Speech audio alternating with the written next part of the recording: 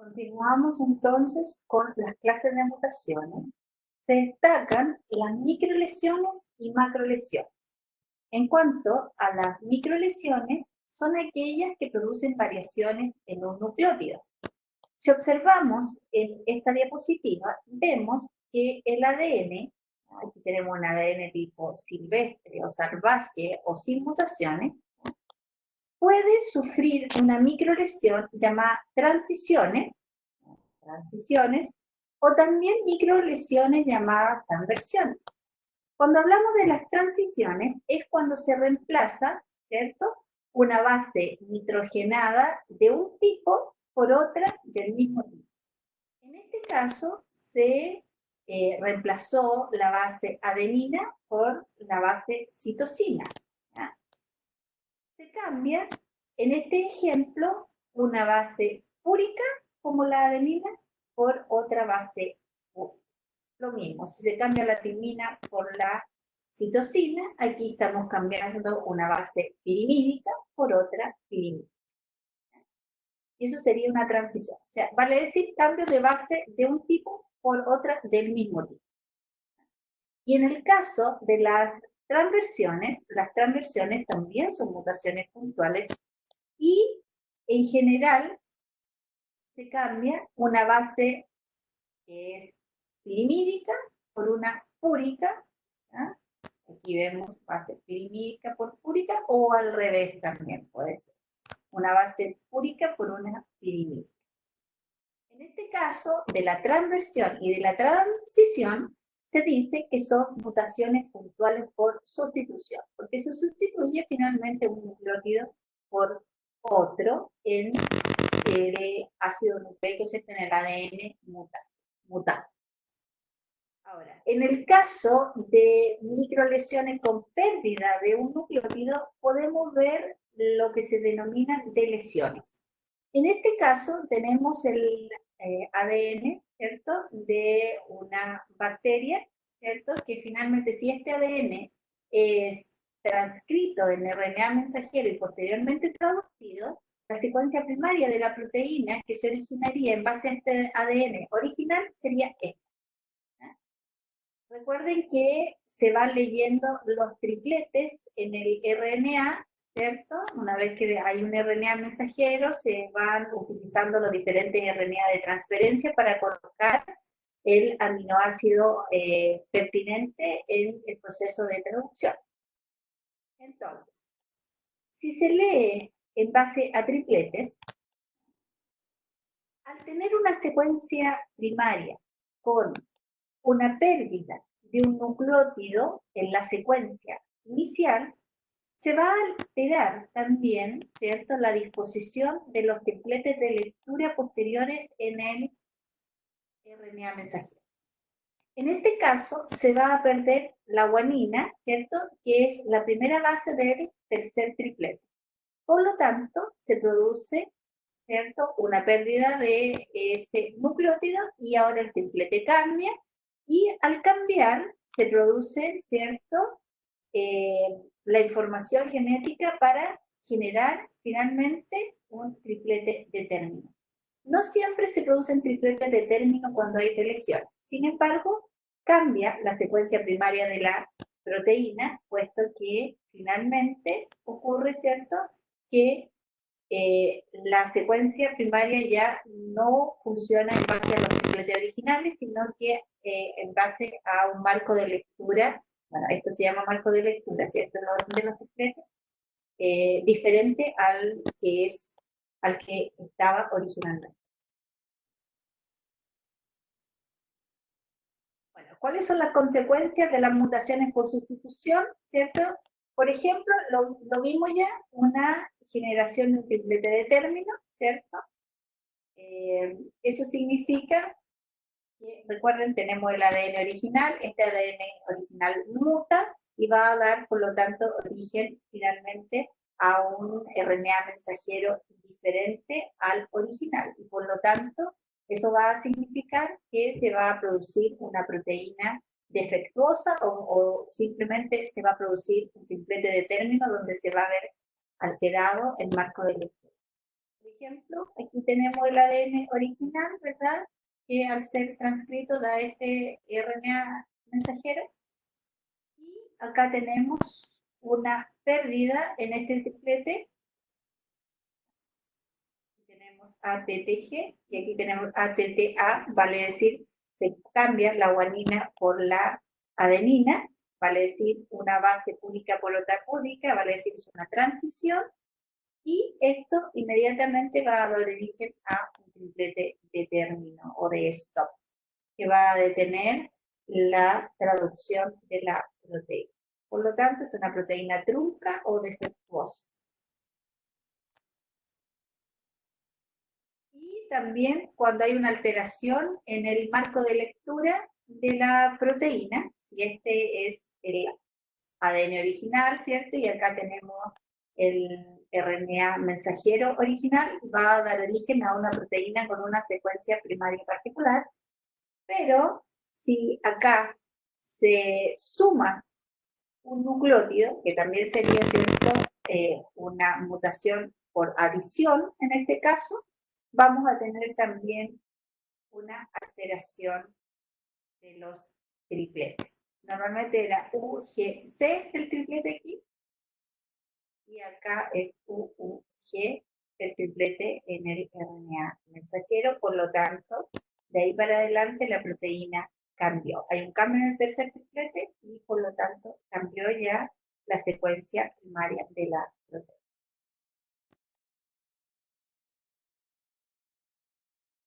En cuanto a las macrolesiones, son alteraciones de más de un nucleótido, vale decir, de múltiples nucleótidos, y si las observamos pueden ser de lesiones, ¿cierto? Se pierde un grupo de nucleótidos, duplicaciones, se duplica al interior del cromosoma un grupo particular de nucleótidos, y lo podemos ver, inserciones, cuando en la estructura primaria, ¿cierto?, se inserta un grupo adicional de nucleótidos, inversiones, cuando un grupo de nucleótidos se gira, ¿cierto?, cambia de sentido, por lo tanto ahí tenemos una inversión, y también una mutación por translocación, que es cuando un grupo de nucleótidos se desplaza al interior del mismo cromosoma hacia otro sector.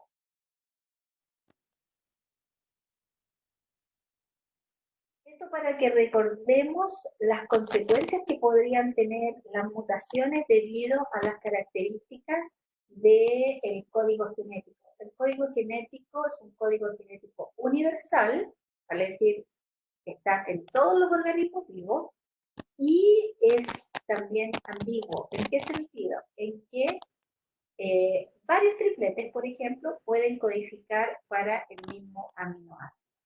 Sin embargo, un triplete siempre codifica para solo un aminoácido, ¿ya? Pero varios de ellos codifican para el mismo aminoácido. Eso es la ambigüedad que tiene este código. Y también aquí nos vamos a encontrar, ¿cierto?, con los codones de término que implican que la traducción se detenga cuando se encuentran presentes. UAA, UAG, UGA son tripletes de término.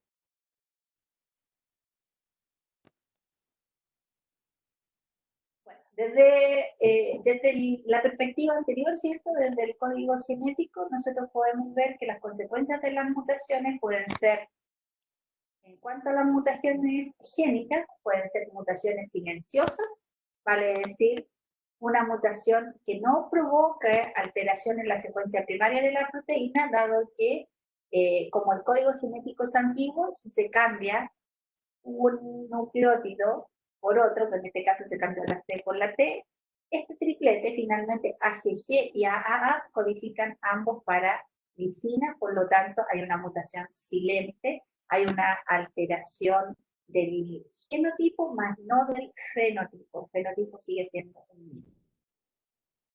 Otras mutaciones génicas, mutaciones sin sentido, cuando se produce un codón de término. Los tres que vimos anteriormente son codones de término, por lo tanto, aquí se detiene la traducción de la proteína cuando se produce uno de estos codones. Y a eso le llamamos mutación sin sentido. Y por otro lado vamos a tener mutaciones con sentido o con cambio de sentido cuando verdaderamente ocurra la mutación, y en este caso se pueden dividir en conservativas y en no conservativas.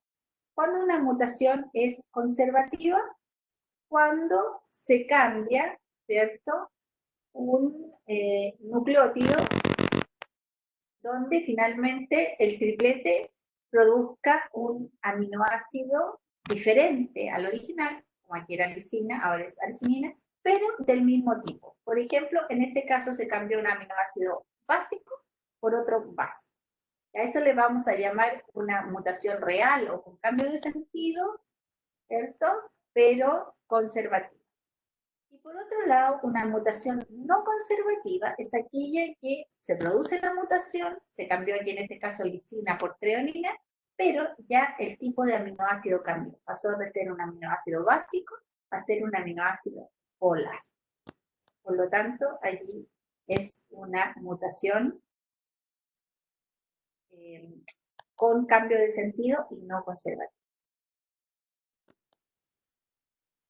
Como lo veíamos en una de las diapositivas anteriores, la variabilidad genética se produce por las mutaciones, y las mutaciones se van a producir por los diferentes elementos genéticos móviles que puedan estar presentes en la bacteria.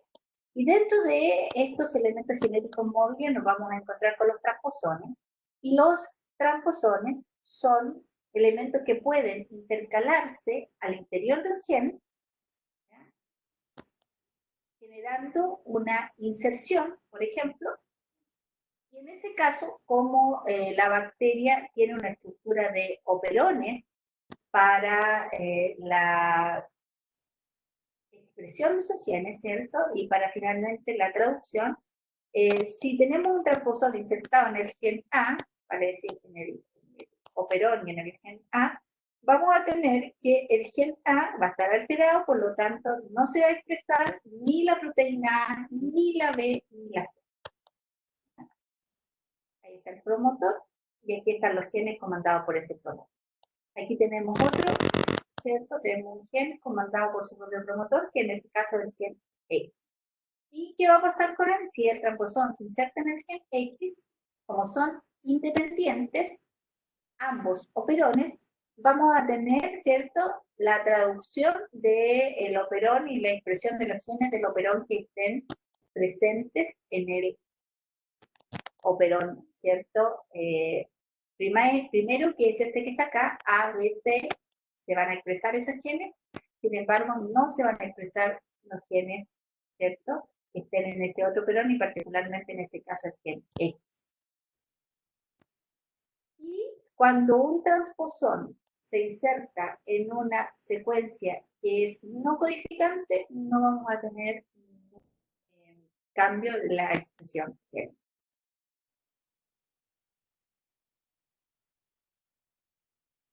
¿Qué son los transposones? Los transposones son secuencias que se van a intercalar, que tienen una enzima que se denomina transposasa, y que son elementos genéticos móviles que se movilizan al interior del cromosoma bacteriano. En general, un transposón siempre va a tener una enzima o una proteína de transposición. En cuanto a los tipos de transposones, los transposones más simples son las secuencias de inserción. En este caso, esta secuencia de inserción está constituida por la enzima de transposición, que es la transposasa, más secuencias repetidas de orden inverso en los lados o en los costados del gen de la transposasa. Estas secuencias siempre van a ser repetidas de orden inverso. Ahora, un transposón compuesto está formado por secuencias de inserción, vale decir, transposones simples en los lados de, ¿cierto?, de los genes que puedan estar contenidos en el transposón, que en este caso podrían ser genes de virulencia o genes de resistencia a los antibióticos. Normalmente en más de un gen puede haber genes de resistencia a diferentes antibióticos formando parte del transposón compuesto. Entonces, en resumen, un transposón compuesto está flanqueado por secuencias de inserción, y estas secuencias de inserción tienen la transposasa en cada uno de sus casos. Y también estas secuencias de inserción pueden ser iguales o que eso significaría que son de orden directo o de orden inverso, ¿cierto? ¿Verdad? Ser una de estar en el sentido opuesto de la otra. En cuanto a los plásmidos son elementos genéticos extracromosómicos, existen de diferentes tipos, tienen características de replicación idénticas a las que tiene el cromosoma bacteriano, también son circulares y covalentemente cerrados, están formados por DNA circular bicatenario. Y evidentemente tienen un origen replicativo y como son elementos genéticos pertenecientes a el material genético flexible, no son esenciales para la célula. La célula puede perder los plásmidos y no sufrir alteración. Esto significaría que los plásmidos normalmente confieren posibilidades a la célula que son más de adaptación o posibilidades, ¿cierto?, donde la célula adquiera genes adicionales que contribuyen al aumento de su patrimonio genético, pero que si esos genes se pierden no van a haber alteraciones significativas para la célula. Generalmente pueden constituir hasta el 10% del tamaño del cromosoma bacteriano. O sea, plásmidos pueden haber de diferentes tamaños, además, y en su interior pueden contener a otros elementos como transposones, por ejemplo, o islas genómicas. ¿Ya? Estos plásmidos tienen la posibilidad, algunos de ellos, de transferirse de una célula a otra. O de lo contrario, cuando están integrando parte del cromosoma bacteriano, cada vez que la célula bacteriana se divida, dará origen a una copia del plásmido que está integrando su cromosoma. Bueno, hay diferentes características de virulencia mediada por plásmido, como por ejemplo las más relevantes son la producción de toxinas, la síntesis de antígenos de colonización, que todo esto es importante en el proceso infeccioso, la producción de hemolicina, ¿ya?, que es una toxina, la producción de sistemas de transporte o secuestro de hierro en los organismos, ¿verdad?, la inducción de algunos tumores en el caso de los vegetales, y en general vemos características importantes de virulencia que están codificadas a nivel plasmidial. Cuando ese plásmido que contiene estas características puede transferirse hacia otra célula, esa nueva célula, ¿cierto?, va a modificar su genoma adquiriendo estas características conferidas por los plásmidos, ¿cierto?, que llegaron a formar parte de su genoma. Los integrones, al igual que los plásmidos y los tramposones, son elementos genéticos móviles que están dentro de otros elementos como tramposones o plásmidos. Pueden capturar genes de resistencia o de virulencia. Y estos genes, los genes pueden estar en cassette. ¿Qué particularidad tienen? Que poseen una enzima que se llama integrasa, ¿ya? Como pueden viajar dentro de otros elementos genéticos móviles, ya sea plásmidos o tramposones, esos elementos por sí mismos tienen la capacidad de movilizarse, ¿cierto?, hacia otra célula, por ejemplo, en la transferencia horizontal o en el caso de los plásmidos de mayor tamaño a través de procesos conjugativos. En este caso, los integrones tienen su integrasa, que es la enzima que les va a permitir integrarse en un lugar específico del ácido nucleico, ya sea plásmido, del transposón o del cromosoma, y pueden replicarse y expresar la información que llevan. Ahora, ¿cómo están constituidos? Tienen el gen de la integrasa, que sería este, tienen un sitio adyacente de recombinación que se va a separar para dejar, ¿cierto?, genes en cassette entre el gen de la integrasa y el sitio adyacente de recombinación. Y además tienen promotores, por lo menos 2, ¿ya? Y esos promotores van a ser orientados hacia los genes que son capturados para que estos logren expresarse. Aquí podemos ver los integrones móviles, ¿cierto? Que son aquellos asociados a las secuencias de inserción, transposones y oplásmidos que son conjugativos, ¿cierto? Y los que en su mayoría median mecanismos de resistencia. Y por otro lado nos vamos a encontrar con los superintegrones, que son de localización cromosómica y con grandes arreglos de genes en cassette. Lo que vemos aquí, gen de la integrasa, aquí vemos en gris, ¿cierto? Los genes que pueden ser variables y acá vemos en los sitios que son específicamente inamovibles en el caso de algunos tipos de tramposones, que son estables, digamos. En el caso de los tramposones clase 1 tenemos región variable aquí. Y en cuanto a los clase 2, la región variable está acá está la integrasa y acá tenemos la región fija. Y por otro lado, vamos a tener aquellos integrones que sean de integrasa invertida, como esta, cuya integrasa está mirando, ¿cierto?, hacia la secuencia de genes que son variables. Ahí lo podemos observar. Bueno, en resumen, distintas clases de integrones con capacidad de integrarse en los elementos genéticos móviles o en el cromosoma.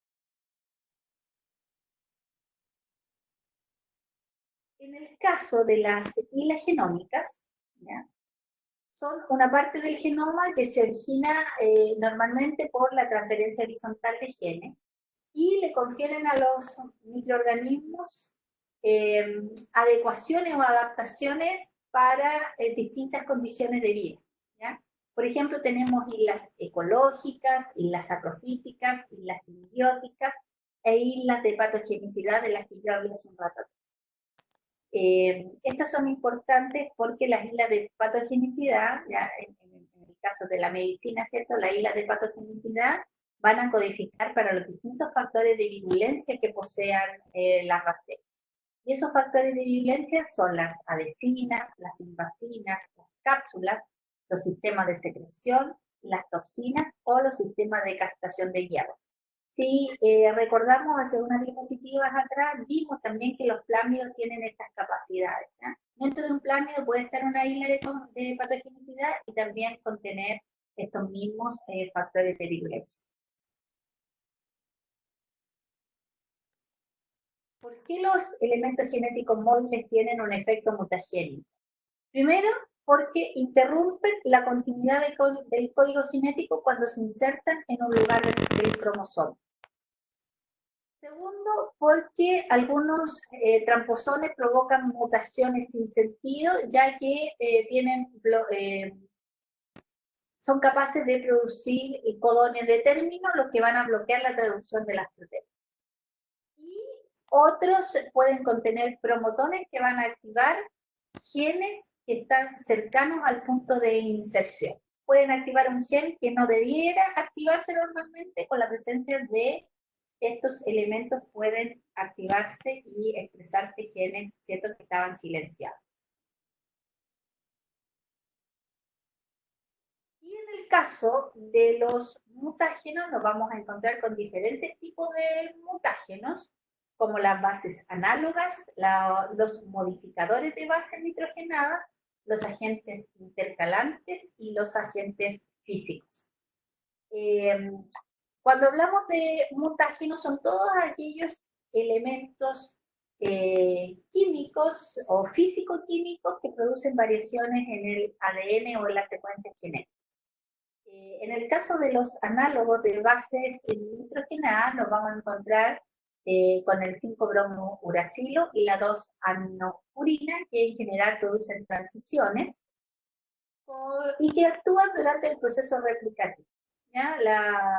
Las enzimas encargadas de la replicación pueden equivocarse y en ese caso tomar 5-bromo-uracilo en vez de timina. Por lo tanto, van a colocar en la hebra en crecimiento o la hebra replicativa, van a colocar al 5-bromo-uracilo en el lugar de la timina y esto va a generar, ¿cierto?, una mutación por una transición. Lo mismo ocurre con la 2-aminopurina. Las polimerasas son las enzimas que actúan en el proceso replicativo y son estas las que pueden equivocarse, aun cuando en bacterias este proceso existe un proceso correctivo por parte de estas enzimas. En cuanto a los modificadores de bases nitrogenadas, estos actúan cuando la célula se encuentra en reposo, vale decir, cuando no hay una actividad replicativa importante del ácido nucleico. Y en este caso tenemos al óxido nitroso, la hidroxilamina y la nitrosoguanidina. En los dos primeros casos, el óxido nitroso y la hidroxilamina producen transiciones y la nitrosoguanidina produce transversión. En el caso de los agentes intercalantes, ahí tenemos la acridina y el compuesto ICR-191. Estos agentes intercalantes alteran el marco de lectura o producen pequeñas inserciones o de lesiones a nivel genético. Y los agentes físicos, que aquí se destaca, ¿cierto?, la acción de las radiaciones, particularmente de las radiaciones ultravioletas y las radiaciones ionizantes, que producen distintos tipos de mutaciones, como en el caso de la luz ultravioleta, sustitución de bases, alteración del marco de lectura, pérdida de nucleótidos y rearreglamientos. En el caso de la radiación por ionización, hay una ruptura de las hebras, ya sea de aquellas que son dobles hebras o también produce ruptura en las hebras triples en general.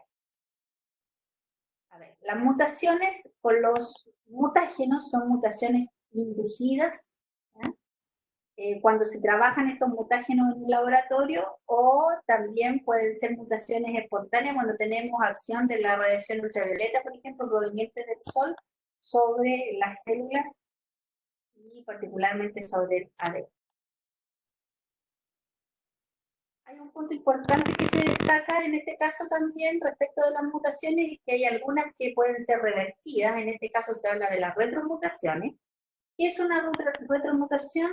Es cuando un organismo que ha mutado puede volver a recuperar su fenotipo, aun cuando se mantenga, ¿cierto?, y la mutación en el ácido nucleico, en el ADN, vamos a tener una reversión de esta mutación porque el fenotipo no va a estar alterado. A eso le vamos a llamar retromutación, a una segunda mutación que va a recuperar el fenotipo del organismo.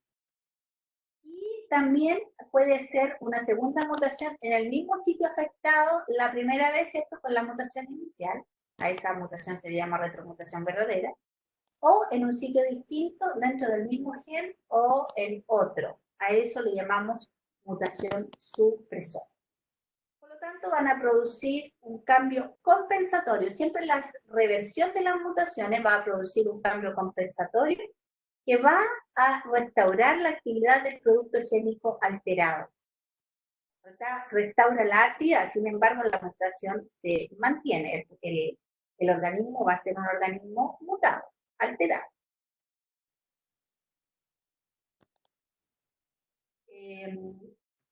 Vamos a continuar en una tercera fase con los mecanismos de transferencia génica.